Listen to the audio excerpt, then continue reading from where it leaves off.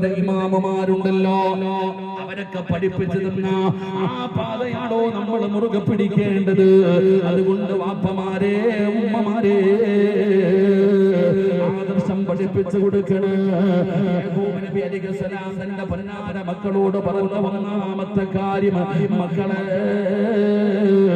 ഇതിനനുസരിച്ച് വേണം ജീവിക്കാൻ. നിങ്ങൾക്കൊരു മതമുണ്ട്, നിങ്ങൾക്കൊരു ആദർശമുണ്ട്. ആദർശം മുറുകെ പിടിച്ചു ജീവിച്ച മക്കളെ ലോകത്ത് നിന്ന് വിട പറയുന്ന സമയത്ത് ഈമാനോടുകൂടിയുള്ള ഒരു മരണം അല്ലാഹു നിങ്ങൾക്ക് തരും മക്കളെ. അതുകൊണ്ട് യാക്കൂബ് നബി അലൈഹിസ്സലാം തന്റെ പൊന്നാര മക്കൾക്ക് പഠിപ്പിച്ചു കൊടുത്ത ഒന്നാമത്തെ കാര്യം ആദർശമാണ്. ഇനി രണ്ടാമത്തെ കാര്യം എന്തെന്നറിയോ? ഒരു വാപ്പ എന്ന് പറഞ്ഞാൽ ആരായിരിക്കണം? ഒരു വാപ്പ എന്ന് പറഞ്ഞാൽ ആരായിരിക്കണം? പടച്ചുറപ്പേ, യാക്കൂബ് നബി അലൈഹിസ്സലാമിന്റെ 12 മക്കളിൽ 11ാമത്തെ മകനാണ് യൂസുഫ് നബി അലൈഹിസ്സലാം. യൂസുഫ് എന്ന് പറയുന്ന 11ാമത്തെ മകനുണ്ടല്ലോ, ഒരു ദിവസം സുബഹി കഴിഞ്ഞപ്പോ പാടശാലത്ത് കടന്നു വരികയാ, പാടശാലത്ത് കടന്നു വരികയാ. എന്നിട്ട് തന്റെ വാപ്പയോട് പറയുകയാണ്, ഇത് ഖാല യൂസുഫ് ലി അബീഹി. അതാ അല്ലാഹുവിന്റെ ഖുർആൻ പറയുകയാ, ഇത് ഖാല യൂസുഫ് ലി അബീഹി. പറയുന്നത് യാക്കൂബ് എന്ന് പറയുന്ന പിതാവിനോടാണ്. നമ്മൾ ഈ ചരിത്രത്തിൽ നിന്ന് പഠിക്കേണ്ട രണ്ടാമത്തെ കാര്യം എന്താ? യൂസുഫ് എന്ന് പറയുന്ന ചെറിയ മകനുണ്ടല്ലോ, രാത്രി കണ്ട ഒരു സ്വപ്നം പോലും തന്റെ പിതാവിന്റെ അടുക്കൽ വന്ന് പറയണമെങ്കിൽ പറയുന്നത് സന്തോഷത്തോടെ തന്റെ പൊന്നാര മകന്റെ മുമ്പിൽ ഇരുന്നിട്ട് സമാധാനത്തോടെ കേൾക്കണമെങ്കിൽ ആ വാപ്പയും മകനും തമ്മിലുള്ള ബന്ധമെന്താ? യൂസുഫ് എന്ന് പറയുന്ന ചെറിയ പയ്യൻ ഒരു രാത്രി കണ്ട ഒരു സ്വപ്നം വാപ്പാന്റെ അടുക്കൽ വന്ന് പറയുമ്പോ ആ സമയമുണ്ടാകണം. അവൻ പ്രായപൂർത്തിയായവനാകട്ടെ, അവന്റെ ചുമലിലൊന്ന് കൈയിട്ടിട്ട്, എന്തേ മോനെ നിന്റെ സങ്കടമെന്ത്? എന്തേ മോനെ നിന്റെ വിഷമമെന്ത്? അല്ലാഹുവേ,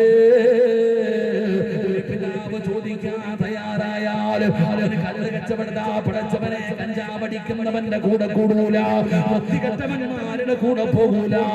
പടച്ചവനെ ഫ്രണ്ടാണെന്ന് പറഞ്ഞാ പോരാ, അവന്റെ മകന്റെ കാര്യങ്ങളിൽ സമയം കണ്ടെത്താൻ കഴിയണമടോ.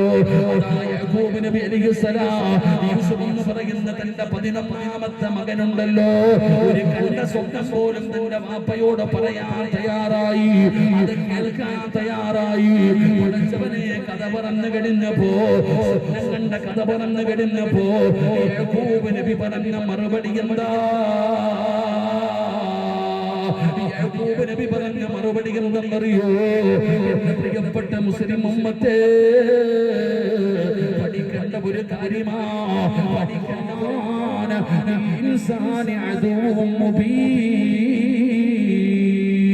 യാക്കൂബ് നബി അലൈഹിസ്സലാം തന്റെ പൊന്നാര മകന് സുജൂദ് ചെയ്തു എന്ന് സ്വപ്നം കണ്ടു എന്ന് പറഞ്ഞപ്പോ ഇവര് സാധാരണ ഒരു മകനല്ലെന്ന് മനസ്സിലായി, ഇവര് സാധാരണ ഒരു പയ്യനല്ലെന്ന് മനസ്സിലായി.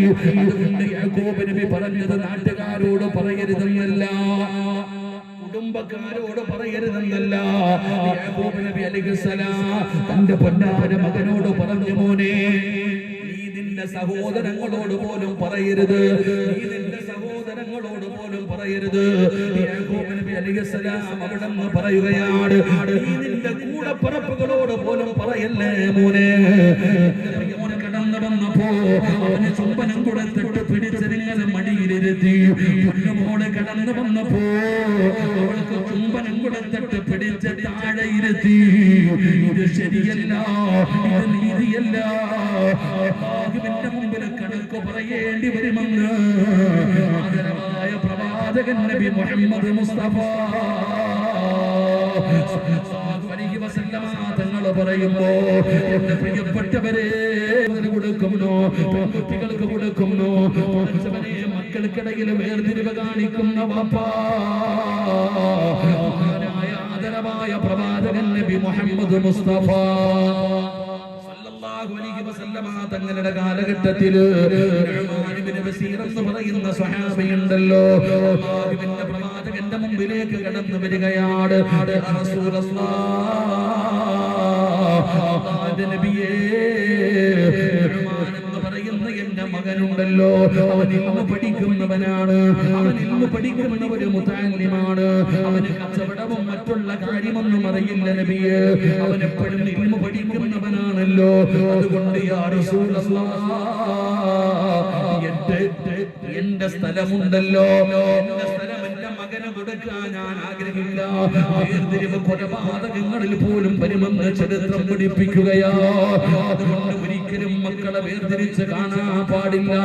അങ്ങനെ പടച്ചവര് യാക്കൂബ് നബി തന്റെ പൊന്നാന മക്കളെ വളർത്തുന്നത് അങ്ങനെ വേർതിരിവില്ലാഞ്ഞിട്ടാ.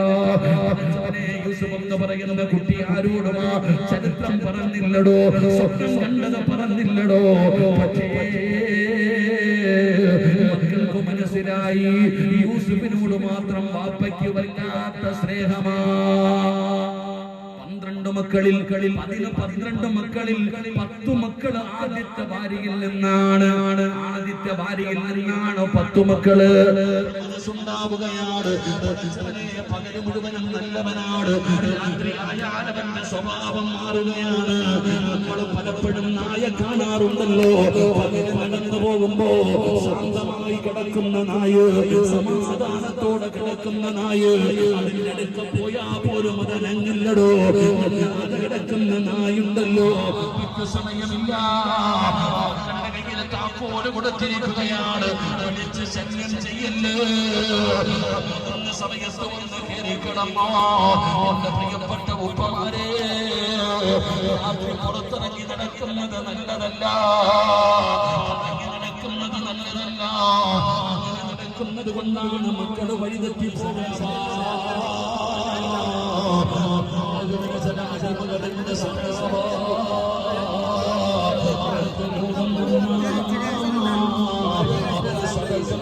ചികിത്സിക്കുമെന്ന് ആദരവായ പ്രവാചകൻ നബി മുഹമ്മദ് മുസ്തഫ തങ്ങളെ പറയുകയാണ്. അവർക്ക് രോഗം വന്ന് അവര് സദക്ക കൊടുത്ത് ചികിത്സിക്കുമോ, അവര് സദക്ക കൊടുത്ത് ചികിത്സിക്കുമോ. 300 വസ്ത്രം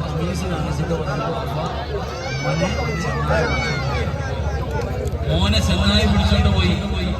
യാക്കൂബ് നബിക്ക് അറിയാതെ തന്റെ മകനെ ചെന്നായി പിടിച്ചിട്ടില്ല. യാക്കൂബ് നബി അലൈഹിസ്സലാമിന് ഉറപ്പാ തന്റെ മകനെ ചെന്നായി പിടിച്ചിട്ടില്ല. നിങ്ങൾ ചരിത്രം എടുത്ത് വായിച്ചു. യാക്കൂബ് നബി അലൈഹിസ്സലാം ചെന്നായി പിടിച്ചു തന്റെ മകനെ ചെല്ലുന്നു.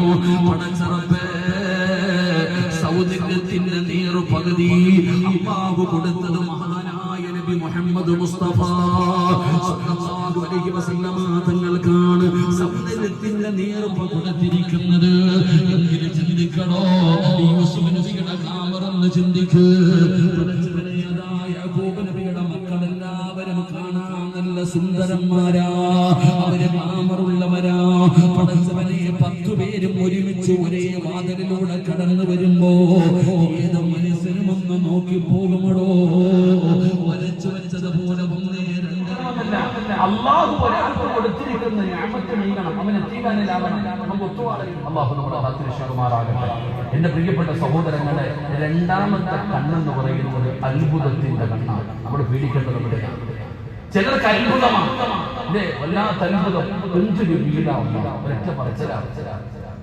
എന്തൊരു വീടാണ് നിന്ന നിപ്പിന് വീണതാണ് നബിയേ, നിന്ന നിപ്പിന് വീണതാണ് നബിയേ. അല്ലാഹുവിന്റെ പ്രവാചകൻ ചോദിച്ചു, നിങ്ങൾക്ക് എന്ത് തോന്നുന്നു സ്വഹാബ? നിങ്ങൾക്ക് വല്ല സംശയമുണ്ടോ? സ്വഹാബത്ത് പറഞ്ഞു, യാ റസൂലല്ലാഹ്, ഇങ്ങനെ ഒരു വാക്ക് പറഞ്ഞു നബിയേ, ഇങ്ങനെ ഒരു വാക്ക് പറഞ്ഞു നബിയേ. അല്ലാഹുവിന്റെ റസൂൽ ചോദിച്ചു, ആമിറേ, നീ നിന്റെ കൂടപ്പിറപ്പിനെ കൊല്ലാൻ നോക്കുകയാണോ? നിന്റെ കൂടപ്പിറപ്പിനെ കൊല്ലാൻ നോക്കുകയാണോ? വിധങ്ങളുടെ മറുപടിയായിരുന്നു, അല്ലാഹുവിന്റെ പ്രവാചകൻ അവിടുന്ന് വെള്ളം ഓതുകയാണ്. തങ്ങളുടെ പടച്ചവനെ സഹര് തങ്ങളുടെ മുഖത്തൊഴിക്കുകയാണ്. അപ്പോഴാണ് അവിടുന്ന് ബോധം തിരിച്ചു തിരിച്ചു വന്നതെന്ന് എന്ന് പറയുന്നത് സത്യമാണോ? അത്ഭുതത്തിന്റെ കണ്ണ്, അത്ഭുതത്തിന്റെ കണ്ണ്. എന്റെ പ്രിയപ്പെട്ടവരെ, മൂന്നാമത്തെ കണ്ണ് ഏതെന്നറിയുമോ? ിന്റെ കാലമാണല്ലോ, സ്റ്റാറ്റസിടുന്ന കാലമാണല്ലോ. വീട് വെക്കുമ്പോ എന്റെ പ്രിയപ്പെട്ട മാതാപിതാക്കളോട് ചോദിക്കട്ടെ, എന്റെ മക്കള് 10ാം ക്ലാസ്സിൽ A+ വാങ്ങിച്ചു, അത് നല്ല കാര്യമാണ്, നിന്റെ മക്കളുടെ സൗഭാഗ്യമാണ്, നിന്റെ മക്കള് കഴിവുള്ളവരാണ്. എന്തിനാ മക്കളെ സ്റ്റാറ്റസ് ഇടുന്നത്? ഫ്ലക്സ് കാണുമ്പോ മക്കളോട് പറയുന്ന ഇതുപോലെ എന്തൊരു ബുദ്ധിയാണ്, ഇവളെ കണ്ടുപഠിക്കൂ. പോകുന്നവരും വരുന്നവരും പറയുകയാണ്, എന്തൊരവസ്ഥയാണോ? നല്ല കാര്യമാണ്. അതുപോലെ ഉറൂസ് കടന്നു വരുമ്പോ, നല്ല നല്ല വാഴ്ന്ന മജ്‌ലിസുകൾ കടന്നു വരുമ്പോ അങ്ങനെയുള്ള മക്കളെ ആദരിക്കാറുണ്ട്. അതൊക്കെ വേറെ കാര്യം. പഠിച്ചവനെ പറഞ്ഞുകൊണ്ട് നടക്കുന്നതും ഇങ്ങനെ ചെയ്യുന്നതും തെറ്റാണോ? അതിലൂടെ പ്രിയപ്പെട്ടവരോട് പറയുകയാ, കണ്ണേരെന്ന് പറയുന്നത് നിസ്സാരമല്ല, കണ്ണേരെന്ന് പറയുന്നത് നിസ്സാരമല്ല. അതുകൊണ്ടാണ് മഹാനായ ആദരവായ പ്രവാചകൻ നബി മുഹമ്മദ് മുസ്തഫ സല്ലല്ലാഹു അലൈഹി വസല്ലമ തങ്ങള് നബിയുടെ പൊന്നാര മകളായ ഫാത്തിമ ബീവി റളിയല്ലാഹു തആല അൻഹാ, ഹസൻ ഹുസൈൻ എന്ന് പറയുന്ന 2 മക്കളുണ്ടല്ലോ, ഫാത്തിമയുടെ മക്കളാണല്ലോ. ഹസൻ ഹുസൈനും വല്ലാത്ത സൗന്ദര്യമാ. റസൂലിന്റെ കൊച്ചുമക്കളായ ഹസൻ ഹുസൈൻ റളിയല്ലാഹു തആല അൻഹുമാ 2 മക്കളെയും പുറത്തു വിടുമ്പോ നബി തങ്ങൾ ഒരു ദുആ പഠിപ്പിച്ചു കൊടുത്തു. ഫാത്തിമയ്ക്ക് ഒരു ദുആ പഠിപ്പിച്ചു കൊടുത്തു. തന്റെ മക്കളുടെ തലയിൽ ആ ദുആ ചെയ്തു ഓതുമായിരുന്നു, തന്റെ മക്കളെ മന്ദിക്കുമായിരുന്നു. പഠിച്ചവനെ, തന്റെ മക്കളുടെ തലയിൽ ഈ ദുആ ചെയ്തിട്ട് ഫാത്തിമ ബീവി ഓതുമായിരുന്നു. എന്നിട്ടാണ് മക്കളെ പുറത്തു വിടുന്നത്. എന്റെ മാതാപിതാക്കളോട് പറയുകയാണ്, അല്ലാഹു നൽകിയ നമ്മുടെ മക്കളെ പുറത്തേക്ക് വിടുമ്പോ ഊതിയിട്ട് വേണം പുറത്തു വിടാൻ. ആര് പഠിപ്പിച്ചതാണെന്നറിയോ? ആര് പഠിപ്പിച്ചതാണെന്നറിയോ? ഇസ്ഹാഖ് നബി അലൈഹിസ്സലാം, യാഖൂബ് നബി അലൈഹിസ്സലാം വെറുതെയല്ലടോ, ഇതൊന്നും വെറുതെയല്ലടോ, നിസ്സാരമാക്കേണ്ട കാര്യമല്ലടോ. എന്റെ പ്രിയപ്പെട്ടവരോട് പറയുകയാണ്, യാഖൂബ് നബി അലൈഹിസ്സലാം തന്റെ പ്രിയപ്പെട്ട മക്കളെ കൊട്ടാരത്തിലേക്ക് 2ാമത് പറഞ്ഞു വിടുമ്പോ അവിടുന്ന് കൊടുത്ത ഉപദേശം ഇതാണ്, അവിടുന്ന് കൊടുത്ത ഉപദേശം ഇതാണ്. എന്റെ പ്രിയപ്പെട്ടവരെ, യാഖൂബ് നബി പഠിപ്പിച്ച 5ാമത്തെ ഉപദേശം എന്തെന്നറിയോ? അല്ലാഹുവിനെ കുറിച്ച് പറഞ്ഞു കൊടുത്തടോ. തവക്കൽതു അലല്ലാഹ്, തവക്കൽതു അലല്ലാഹ്. അല്ലാഹുവിനെ പരമേൽപ്പിക്കാൻ, ഏത് കാര്യവും അല്ലാഹുവിനെ പരമേൽപ്പിക്കാൻ യാഖൂബ് നബി തന്റെ പൊന്നാര മക്കൾക്ക് പഠിപ്പിച്ചു കൊടുക്കുകയാണ്. യൂസുഫ് എന്ന് പറയുന്ന ചെറിയ മകനെ ചെറിയ പ്രായത്തിലാണ് നഷ്ടപ്പെടുന്നത്. അല്ലാഹുവേ, തന്റെ പൊന്നാണ് വാപ്പ പറയുന്നു, ഞാനിനി അവനോട് മിണ്ടുകയില്ല, അവന്റെ കാര്യം എന്നോട് പറയരുത് എന്ന് പറഞ്ഞ് എഴുതി തള്ളുകയാണ്. അങ്ങനെ എഴുതി തള്ളരുത് വാപ്പാ. എന്റെ ഉപ്പയോട് പറയുകയാണ്, അവന് നന്നാക്കാൻ പരിശ്രമിക്കുക, ഒരിക്കലും നീ നന്നാകില്ലടാ എന്ന് പറഞ്ഞ് ശപിക്കലല്ല, അവനെ പ്രാകലല്ല. അല്ലാഹുവേ, നിന്റെ നാവ് കൊണ്ട് നീ അവന് വേണ്ടി ദുആ ചെയ്യ്. എന്റെ പ്രിയപ്പെട്ടവരോട് പറയുകയാണ്, അല്ലാഹുവേ, ഒരിക്കലും നിങ്ങളുടെ മക്കളെ നിങ്ങൾ എഴുതി തള്ളാൻ പാടില്ല. അവൻ നന്നാകും വാപ്പാ, അവനെ നന്നാക്കാൻ നിങ്ങൾ പരിശ്രമിക്കുക. നിന്റെ പൊന്നുമോനും മുടി വളർത്തിയവനാണ്, കീറിയ പാന്റ് ധരിക്കുന്നവനാണ്, ആ കോലം നോക്കിയിട്ട് ഒരിക്കലും അവൻ വൃത്തികെട്ടവനാണെന്ന് നീ പറയരുത്. മുടി വളർത്തിയ മക്കളാണെങ്കിലും ഒരുപാട് നന്മ ചെയ്യുന്ന കുട്ടികളുണ്ടടോ, നല്ല കാര്യങ്ങൾ ചെയ്യുന്ന മക്കളുണ്ടടോ, എല്ലാവരും മോശക്കാരല്ലടോ. എന്റെ മാതാപിതാക്കളോട് പറയുകയാ, നന്നാകാൻ ദുആ ചെയ്യണേ, അവൻ നന്നാകാൻ ദുആ ചെയ്യണേ. മഹാനായ ഫുദൈൽ ഇബ്നു ഇയാദ് റളിയല്ലാഹു തആല അൻഹു, ഫുദൈൽ തങ്ങളുടെ ചരിത്രം പഠിച്ചിട്ടുണ്ടോ? ഫുദൈൽ ഇബ്നു ഇയാദ് എന്ന് പറയുന്ന ലോകമറിയുന്ന പണ്ഡിതന് അല്ലാഹുവേ, അലി എന്ന് പറയുന്ന ഒരു പൊന്നാര മകനുണ്ടായിരുന്നു. ഉമ്മമാരെ, പറഞ്ഞ അനുസരിക്കില്ല എന്ന് പറഞ്ഞുകൊണ്ട് മക്കളെ എഴുതി തള്ളുന്ന ഉമ്മ, അവൻ വൃത്തികെട്ടവനാണെന്ന് പറഞ്ഞ് എഴുതി തള്ളുന്ന വാപ്പ, മക്കളെ നന്നാക്കാൻ ഒരു വഴി പറഞ്ഞു തരാ, മക്കളെ നന്നാക്കാൻ ഒരു വഴി പറഞ്ഞു തരാ. മഹാനായ ഫുളൈൽ ഇബ്നു ഇയാദ് റളിയല്ലാഹു തആല എന്ന് പറയുന്ന ഒരു മകനുണ്ടായിരുന്നു. അവനെ നന്നാക്കാൻ ഒരുപാട് പരിശ്രമിച്ചു, അവനെ നല്ലതുപോലെ പഠിപ്പിച്ചു, അറിവുകൾ പറഞ്ഞു കൊടുത്തു, നല്ല കാര്യങ്ങൾ പറഞ്ഞു കൊടുത്തു, അവനെ നന്നാക്കാൻ ഒരുപാട് പരിശ്രമിച്ചു. പക്ഷേ അലി എന്ന് പറയുന്ന മകൻ നന്നാകുന്നില്ല, അനുസരിക്കുന്നില്ല.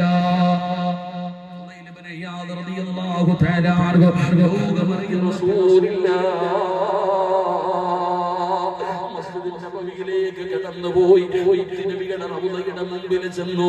അല്ലാഹുവേ, അവിടെ നിസ്കാരം കഴിഞ്ഞിട്ട് അബ്ദുറഹ്മാൻ ഇബ്നു ഔഫ് എന്ന് പറയുന്ന സ്വഹാബി അവിടെ നിന്ന് പറയുന്നു, നബിയേ, എനിക്കതിനുള്ള യോഗ്യതയില്ല നബിയേ, എനിക്കതിനുള്ള അർഹതയില്ല നബിയേ, എനിക്ക് ആ അധികാരം വേണ്ട നബിയേ. റൗളയുടെ മുമ്പിൽ നിന്നിട്ട് പടച്ചവനോട് ദുആ ചെയ്യുന്നു, എനിക്ക് അധികാരം വേണ്ട അല്ലാ, എനിക്ക് ഖലീഫയാകണ്ട അല്ലാ. ഉസ്മാൻ തങ്ങൾ മരിക്കുന്നതിന് മുമ്പ്, ഉസ്മാൻ തങ്ങൾ മരിക്കുന്നതിന് മുമ്പ് എന്നെ മരിപ്പിക്കണേ അല്ലാ. ഉസ്മാൻ തങ്ങൾ മരിക്കുന്നതിന് മുമ്പ് എന്നെ നീ മരിപ്പിക്കണം തമ്പുരാനെ. എനിക്ക് അധികാരം വേണ്ട പടച്ചവനെ, എനിക്ക് സ്ഥാനമാനങ്ങൾ വേണ്ട പടച്ചവനെ. പൊട്ടിക്കരഞ്ഞുകൊണ്ട് അബ്ദുറഹ്മാൻ ഇബ്നു ഔഫ് തങ്ങൾ ദുആ ചെയ്യുകയാണ്. പടച്ചവനെ, ഉസ്മാൻ തങ്ങൾ വഫാത്താകുന്നതിന് മുമ്പേ അബ്ദുറഹ്മാൻ ഇബ്നു ഔഫ് എന്ന് പറയുന്ന സ്വഹാബി ലോകത്തോട് വിട പറയുകയാ. ഈ സഹോദരാ, അധികാരം എന്ന് പറയുന്നത് ചോദിച്ചു വാങ്ങാനുള്ളതല്ല, അത് നല്ലതിനല്ല. അതാ ഖുർആൻ പറഞ്ഞത്, അല്ലാഹുവിന്റെ ഖുർആൻ പറഞ്ഞല്ലോ, ഖുലില്ലാഹുമ്മ മാലിക്കൽ മുൽകി തുതിൽ മുൽക മിമ്മൻ തശാ വതുഇസ്സു മൻ തശാ. പറയുന്ന സയ്യിദന്മാരെ കളിയാക്കരുത്, തങ്ങന്മാരെ പരിഹസിക്കരുത്, ആലിമീങ്ങളെ കുറ്റം പറയരുത്.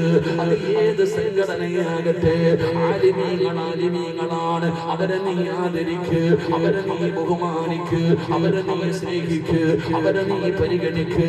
അങ്ങനെയാണ് നിന്റെ നേതൃത്വം നിനക്ക് പഠിപ്പിച്ചു തന്നത്.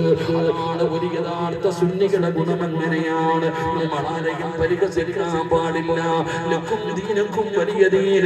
അവൻ അവന്റെ ദീനാണ്, അവൻ അവന്റെ വിശ്വാസമാണ്, അവൻ അവന്റെ ആദർശമാണ്. അവന് അവന്റെ വഴിക്ക് വിട്.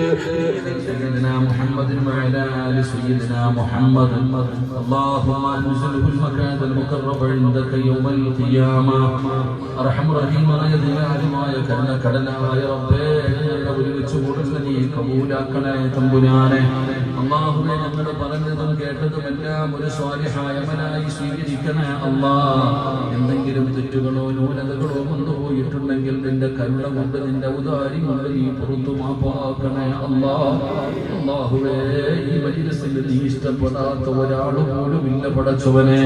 ഇന്ന് ഇവിടെ നിന്ന് ഇറങ്ങി പോകുമ്പോൾ സർവ്വപാപങ്ങളും പുറത്തവരായ രീതിയിൽ നീ യാത്രയാക്കണേ അല്ലാ. ഹജ്ജ് കഴിഞ്ഞു പോകുന്ന ഹാജിയെ പോലെ യാത്രയാക്കണേ അല്ലാ.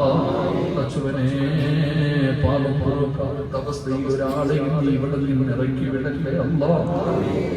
അല്ലാഹുവേ, പടച്ചവനെ, ഞങ്ങളുടെ മാതാപിതാക്കളിൽ പലരും ഖബറിലാണ് റഹ്മാനെ. അവരുടെ അവസ്ഥ ഞങ്ങൾക്കറിയില്ല റഹ്മാനെ. ഖബർ വിശാലമാക്കണേ അല്ലാ. പടച്ചവനെ, ജീവിച്ചിരിക്കുന്ന മാതാപിതാക്കൾക്ക് നീ ആഫിയത്തുള്ള ദീർഘായുസ്സ് നൽകണേ അല്ലാ. അവരുടെ പൊരുത്തം നൽകണേ അല്ലാ. അവരുടെ പൊരുത്തം നൽകണേ അല്ലാ. വീടിന്റെ അകത്ത് കിടന്ന് നരകിക്കുന്നത് കാണുന്ന അവസ്ഥ വരുത്തല്ല റബ്ബേ. അല്ലാഹുവേ, പടച്ചവനെ, ഞങ്ങളിൽ പലരും പല പല രോഗങ്ങൾ കൊണ്ട് ബുദ്ധിമുട്ടുന്നവരാണ് റബ്ബേ. ശിഫ നൽകണേ അല്ലാ. കറുത്തു മുറിക്കല്ലേ അല്ലാ. മാരക രോഗങ്ങൾ കൊണ്ട് പരീക്ഷിക്കില്ല അല്ലാഹ്. സമ്പാദിച്ചത് മുഴുവനും വിറ്റ് ചികിത്സിച്ചാലും മാറാത്ത ഒരു രോഗവും നീ നിനക്ക് തരല്ലേ അല്ലാഹ്. കിടന്ന കിടപ്പിൽ കിടന്ന് മലമൂത്ര വിസർജനം നടത്തേണ്ട അവസ്ഥ വരുത്തല്ല റബ്ബേ. അല്ലാഹുവേ പടച്ചവനെ, സ്വന്തം മക്കള് തന്നെ നോക്കി നോക്കി മടുത്തു. വാപ്പയും ഉമ്മയും മരിക്കാൻ വേണ്ടി ദുആ ചെയ്യുന്ന അവസ്ഥ വരെ എത്തിക്കല്ല അല്ലാഹ്. അല്ലാഹ് മക്കളാക്കല്ല റബ്ബേ. അല്ലാഹുവേ, ഞങ്ങളുടെ ഭാര്യമാരെ നീ സ്വാധീനത്തിലാക്കല പടച്ചവനെ. നിന്നെ ഭയന്ന് ജീവിക്കുന്നവരാക്കണ തമ്പുരാനെ. അല്ലാഹുവേ പടച്ചവനെ, എപ്പോ എവിടെ വെച്ച് മരിക്കുമെന്ന് നിങ്ങൾക്ക് ആർക്കും അറിയില്ല റബ്ബേ. ഞങ്ങളുടെ ആഖിറത്ത് നന്നാക്കണം അല്ലാഹ്. ഞങ്ങൾക്ക് നീ നല്ല മരണം നൽകണേ അല്ലാഹ്. ഞങ്ങൾക്ക് നീ നല്ല മരണം നൽകണേ അല്ലാഹ്.